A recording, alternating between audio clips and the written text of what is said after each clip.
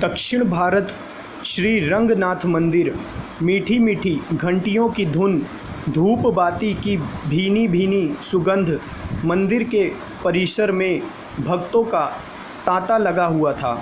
उपासकों के इस रेले मेले में श्री चरण पड़े चैतन्य महाप्रभु के। बड़ी निमग्नता थी प्रभु की चाल में, आली निराली सी मंगलमयता, मानो खजाने खोल कर चल रहे हों। ना जाने अपनी दिव्य मस्ती में किस पर क्या क्या लुटा देंगे, किसके संस्कारों की गांठ खोल देंगे, कर्मों के पाश छिन्न भिन्न कर डालेंगे, किसके संघर्षों, किसकी साधना और तप को फल दे देंगे। महाप्रभु की रूहानी दृष्टि कृपा पात्र ढूंढ रही थी। कुछ ही पलों में वह उन्हें मिल गया। महाप्रभु के चरण राह बनाते हुए सीधे उस तक जा पहुँचे। शायद वे रंगनाथ आए ही उसके लिए थे। यह कृपा पात्र भोंदू सा दिखने वाला एक युवा ब्रह्मचारी था। मंदिर के प्रांगण में एक कोना चुनकर बैठा हुआ था। घुटने मोड़कर, जंघाएं छाती से सटाए हुए, सिकुड़ी सी मुद्रा में घुटनों के पीछे उसने एक छोटे से आकार का ग्रंथ छिपाया हुआ था, जिसे वह बड़ी तल्लीनता से घूर रहा था। पर बीच बीच में कभी तो मुस्कुरा देता, कभी भावभीनी आँखों से अश्रु मोती लुढ़का देता।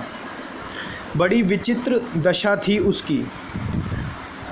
उधर महाप्रभु अत्यंत चाव से एकटक उसे देखते जा रहे थे। पता नहीं उसे निहाल कर रहे थे या उससे निहाल हो रहे थे। इतने में ब्राह्मणों की एक टोली वहाँ से गुजरी। उनकी नज़र महाप्रभु पर पड़ गई। वे उनकी महिमा से परिचित थे, अतः वे वहीं रुक गए और श्री चैतन्य से पूछ बैठे, हे महानुभाव, आप यहाँ ठहर कर क्या देख रहे हैं? रंगनाथ के इस कोने में ऐसा क्या दर्शनीय है जिसने आप जैसी दिव्य विभूति को मंत्रमुग्ध कर दिया है? महाप्रभु ने एक युवा ब्रह्मचारी की ओर संकेत किया। बोले, वह देखो, एक सच्चा साधक, सच्चा विद्वान, उत्तम पाठक। यह सुनते ही सभी ब्राह्मण अट्टहास कर उठे। व्यंग्य से भरे ठहाके थे उनके। हंसते हंसते ब्राह्मण तंज बाण छोड़ने लगे। महाप्रभु, यह तो एक पोंगा पंडित है, कोरा अंगूठा छाप, विद्यालय की पहली कक्षा में भी कभी नहीं बैठा। एक ब्राह्मण उस युवा ब्रह्मचारी के पास पहुंचा और उसका ग्रंथ छीन लिया। महाप्रभु को दिखाते हुए बोला, देखिए महानुभाव, ये विद्वान महाशय उल्टा ग्रंथ भी पढ़ लेते हैं। अक्षरों की उल्टी बनावट को समझ पाना शायद इनकी विद्वता का प्रमाण है। सभी ब्राह्मण जोर जोर से हंसे। एक अन्य ब्राह्मण बोला, हे देव, इसके अभिनय पर मत जाइए। यह तो प्रतिदिन ऐसे ही गीता की गोद में रख कर बैठता है, कभी उसे पुचकारता है, कभी सहलाता है। पागलों जैसी स्थिति है इसकी। टोली में से एक अन्य ब्राह्मण का भी स्वर उठा, अरे ये पढ़ना लिखना तो जानता नहीं, फिर भेजे में क्या घुसता होगा? महाप्रभु, बस समझ लीजिए, इसकी बोदी में गांठ ही नहीं लगी।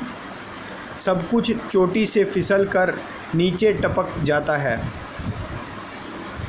हा हा हा, सत्य वचन ब्राह्मण देव, सत्य वचन। बाकी ब्राह्मणों ने भी अपने सुर मिलाए। इस दौरान महाप्रभु साक्षी भाव से सब कुछ देखते रहे। उधर वह युवा ब्रह्मचारी भी तटस्थ बैठा था। नेत्र भीगे थे, मुख मुद्रा भीनी भीनी सी। महाप्रभु की भी दया भाव से आर्द्र हो उठे। धीमे कदमों से युवा ब्रह्मचारी की ओर बढ़े। भौहें ताने ब्राह्मण भी उनके संग संग हो लिए। प्रेम पूर्वक वाणी में महाप्रभु बोले, भगवत गीता है ये। युवक ने धीरे से सिर हिलाते हुए कहा, जी हाँ। महाप्रभु ने कहा, पढ़ना आता है तुम्हें? ब्रह्मचारी ने कहा, जी नहीं। महाप्रभु फिर बोले, फिर गीता सामने रखकर क्या करते हो? ब्रह्मचारी बोला, जी गुरु आज्ञा का पालन। मेरे गुरु जी ने वर्षों पहले मुझे आज्ञा दी थी, तुझे प्रतिदिन गीता का अध्ययन करना है, इसलिए मैं रोज़ाना इसे समक्ष लेकर ज़रूर बैठता हूँ। पढ़ना लिखना तो आता नहीं, अध्ययन का केवल अभिनय करता हूँ। महाप्रभु बोले, परंतु इस क्रम में तुम्हारी भाव भंगिमा बड़ी विचित्र होती है, मानो तुम सब कुछ पढ़ रहे हो, और समझ रहे हो। ब्रह्मचारी बोला, हे देव, मैं तो केवल एक ही बात जानता हूँ, एक ही बात समझ पाता हूँ। महाप्रभु बोले, क्या वह कौन सी बात है? ब्रह्मचारी बोला, जैसे ही मैं श्री गीता जी को खोलता हूँ, उसके पृष्ठ पढ़ने लगता हूँ, एक प्रचंड महाज्योति इन पीले पन्नों पर प्रकट होती है। फिर वह गीता के भगवान श्री जगदीश्वर में रूपांतरित हो जाती है। श्री कृष्ण को मैं रथ के अलावा अगले भाग में सारथी के पद पर साक्षात बैठा हुआ पाता हूँ। वे अपनी तर्जनी उठाकर उद्घोषक स्वरों में मुझे उपदेश देते हैं। उनके दर्शन करते हुए और उपदेश सुनते हुए मैं भाव विभोर हो जाता हूँ। भावनाओं की तरंगों पर सवार होकर कभी हंसता हूँ, कभी रोता हूँ। मानो धर्म क्षेत्र कुरुक्षेत्र में प्रतिदिन पहुँच जाता हूँ। स्वयं को अर्जुन के स्थान पर खड़ा पाता हूँ। सभी ब्राह्मण अवाक रह गए, सभी को मानो सांप सूंघ गया था। महाप्रभु धन्य धन्य भाव में कह उठे, हे ब्राह्मणों, जिन श्री भगवान के श्लोकों को तुम रटते और बोलते हो, उनका यह युवक साक्षात दर्शन करता है। जिन उपदेशों को तुम पढ़ गुण कर गर्व फांकते हो, उनका सार स्वयं श्री भगवान इस युवक की चेतना में उतारते हैं।